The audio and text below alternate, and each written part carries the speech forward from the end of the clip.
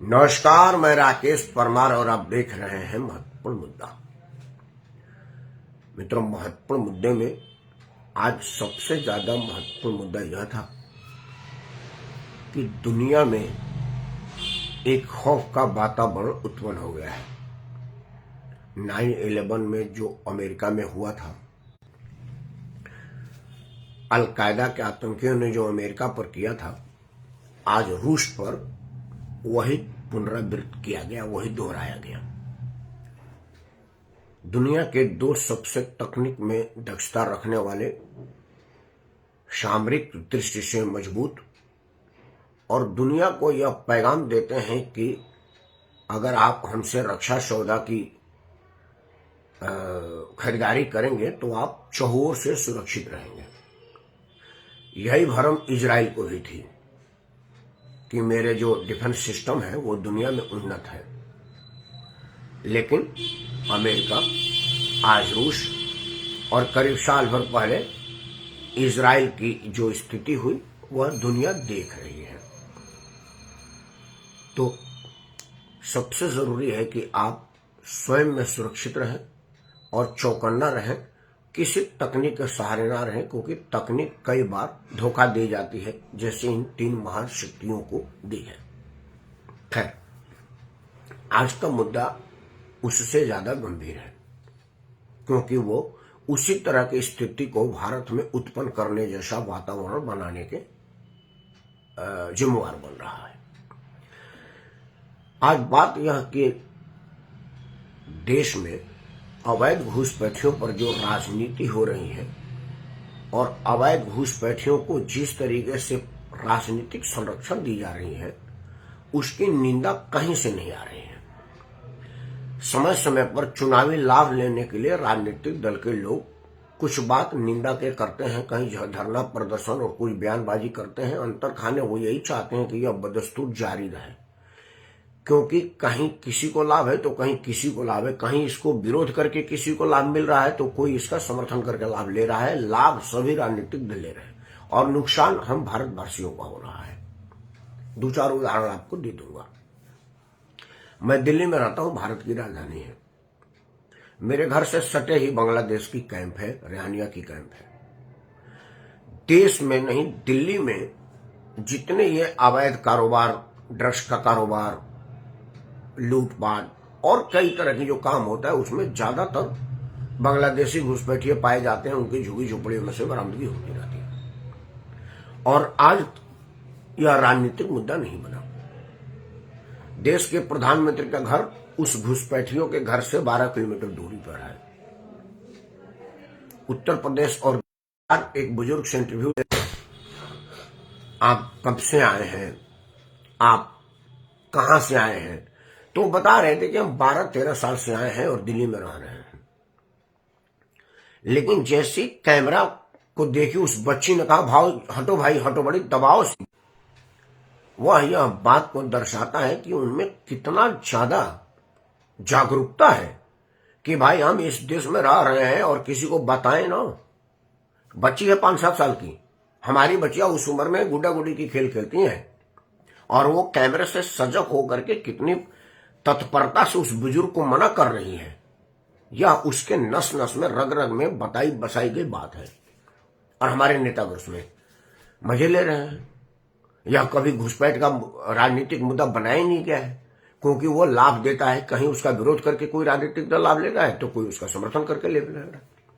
आसाम वगैरह में बाकायदा, बंगाल में बाकायदा बांग्लादेशियों को बुलाया गया, उनका राशन कार्ड और इलेक्शन कार्ड बनवाएगा और वर्षों से कांग्रेस उस पर शासन करती रही।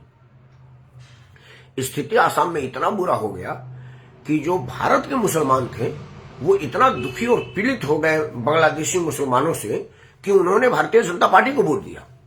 और ये जो लगातार दूसरी बार आसाम में जो भारतीय जनता पार्टी की शासन आई है, उसका जिम्मेवार भारत का मुसलमान है, क्योंकि वो बांग्लादेश का आए हुए मुसलमान, रेहानिया मुसलमानों से इतना तंग आ गया उनके अतिक्रमण से, उनके अवैध क्रियाकलापों से, कि उसने भाजपा को बोल दिया कि भाजपा ही हटाएगी, क्योंकि कांग्रेस ने व्यवस्थित रूप से बसाया था।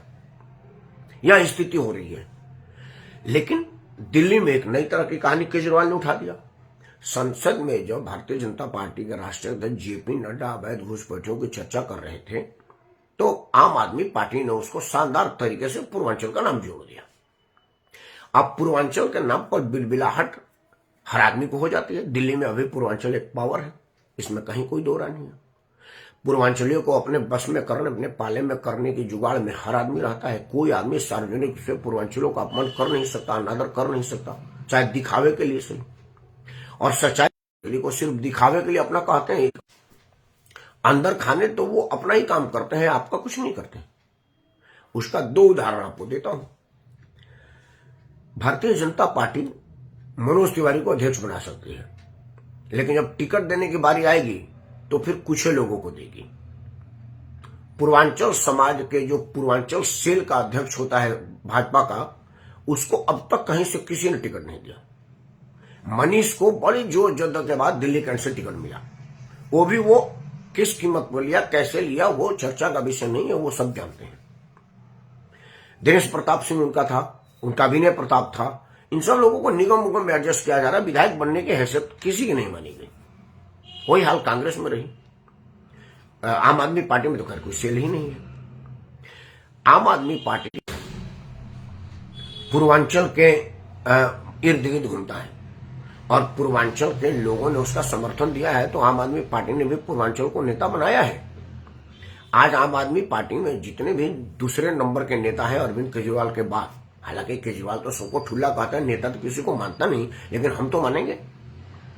उसमें वो तमाम लोग, चाहे वो गोपाल राय हो, संजय सिंह हो, आतिशी तो अभी मुख्यमंत्री है, वो जौनपुर की रहने वाली है, मिर्जापुर और जौनपुर में ससुराल है, मिर्जापुर की बेटी है, मतलब सीधा पूर्वांचल। तो उन्होंने पूर्वांचल को किया है। अब पूर्वांचल और अंबेडकर साहब का नाम लेकर के जो घेराबंदी हो रही है, उसकी जितनी निंदा की जाए कम है, क्योंकि पूर्वांचल का वोट बैंक की इच्छा में सभी रहते हैं, लेकिन पूर्वांचल का काम करने के चक्कर में कोई नहीं रहता।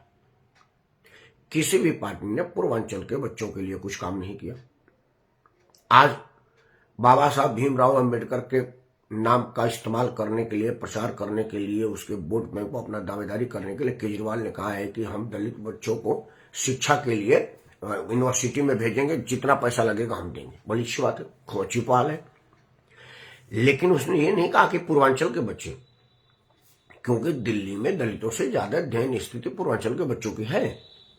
दिल्ली की जितनी मलिन बस्ती, आज केजरीवाल ने प्रेस कॉन्फ्रेंस में कहा कि पूर्वांचल के जो हमारे भाई बंधु हैं वो बड़े कॉलोनी में, रिलायंस कॉलोनी में घर नहीं ले सकते, किराए पर नहीं ले सकते, खरीद भी नहीं सकते, तो वो कच्ची कॉलोनी और झुग्गियों में रहते हैं। तो हम जितने भी झुग्गी और कच्ची कॉलोनी में रहते हैं, हम उनका वोट नहीं कटने देंगे, उनका सम्मान में आंच पढ़ाई के लिए भेजेंगे। उसी तरह सुविधा हम पूर्वांचल के बच्चों को देंगे। यह बात उसने नहीं कहा। उसे कहना चाहिए था कि भाई जिस तरह से हमने दलित बच्चों को दिया, चूंकि बाबा साहब का आजकल नाम उजागर करके वोट बैंक पर दावेदारी की लड़ाई हो रही है, उसी तरह से हम पूर्वांचल के बच्चों को भी देंगे, क्योंकि पूर्वांचल के बच्चे भी तो यहाँ भूमि ही नहीं है। पूर्वांचल के लोग यहाँ पर मेहनत करने आए हैं, मजदूरी करने आए हैं। हालांकि चपरासी से लेकर के चेयरमैन तक पूर्वांचल ही है, इसमें कहीं कोई दो राय नहीं है। दिल्ली के जो प्रशासन में है, IAS, IPS, IRS, वो ज्यादातर पूर्वांचल का है। तो दिल्ली के कल कारखानों में जो मजदूर हैं वो भी ज्यादातर पूर्वांचल के हैं।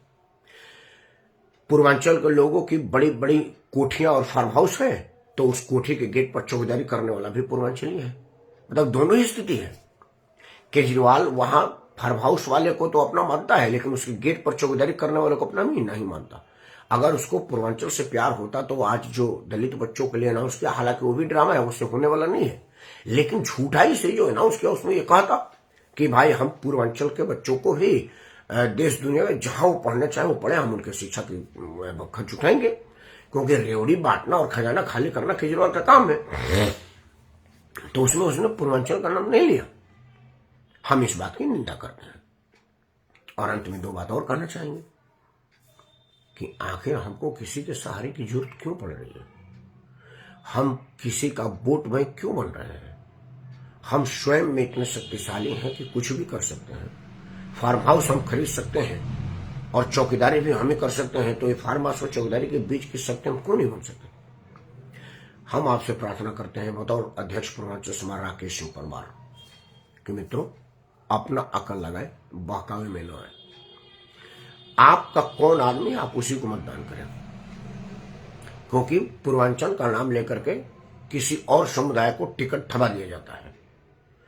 अगर आप वाकई में पूर्वांचल का भला चाहते हैं तो पूर्वांचली को वोट दीजिए, और अगर पूर्वांचल का टिकट नहीं मिलता है तो आप वोट का बहिष्कार कर दीजिए, या कोई अगर निर्दलीय भी अगर पूर्वांचल का चुनाव लड़ रहा है तो आप उसको वोट दे दीजिए। मैं बदरपुर विधानसभा में रहता हूं, ये पूरा विधानसभा पूर्वांचल बहुल है, लेकिन यहां पर या तो राम सिंह चुनाव लड़ेगा या रामवीर बिदुड़ी, दोनों गुजर हैं, एक ही परिवार से, एक ही है, मतलब अलग अलग नहीं है। लेकिन कोई पूर्वांचल का या तो वो लड़ने नहीं देते, या कोई पूर्वांचल लड़ना नहीं चाहता, या पार्टियां नहीं सोचती है कि बदरपुर पूर्वांचल बहुल इलाका है, संगम विहार पूर्वांचल बहुल इलाका है, विशाली पूर्वांचल बहुल इलाका है, यहां से किसी पूर्वांचली को टिकट दिया जाए। ऐसा नहीं किया जा सकता।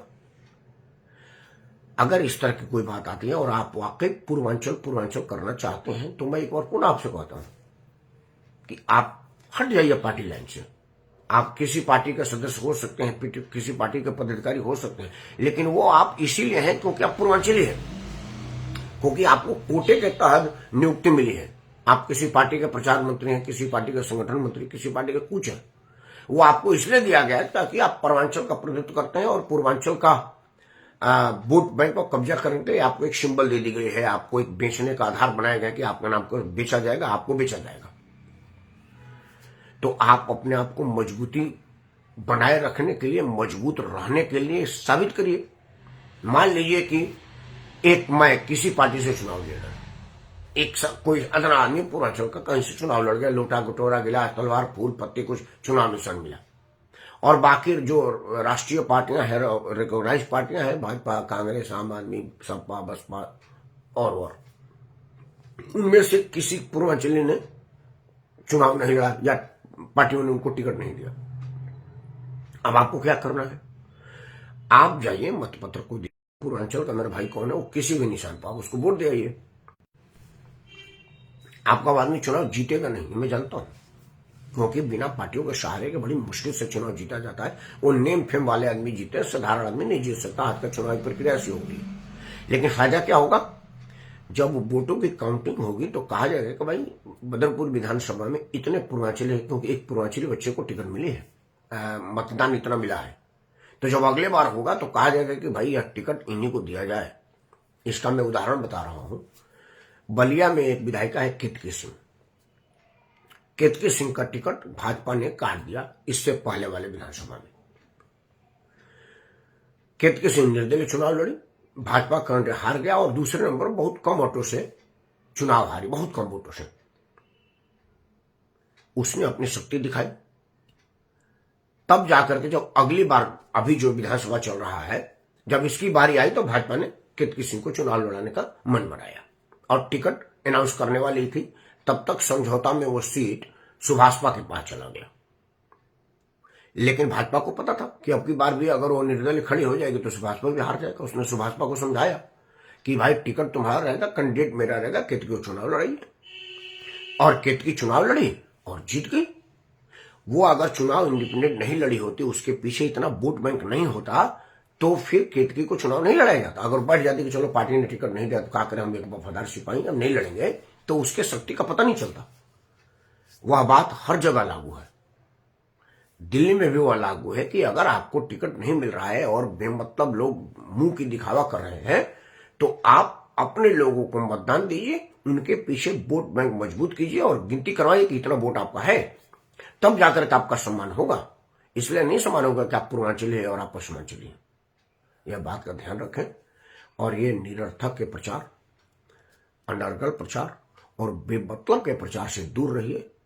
अंत में कहूंगा कि अपना अकल लगाएं, बहकावे में ना आए, और आप अपना अकल लगाएंगे तो जरूर अकलमंदी का काम करेंगे, क्योंकि आप अकलमंद है यह मैं जानता हूं। ऐसा मेरा भरोसा है, यहां से मेरा मानना है। जय हिंद, वंदे मातरम और जय पूर्वांचल समाज।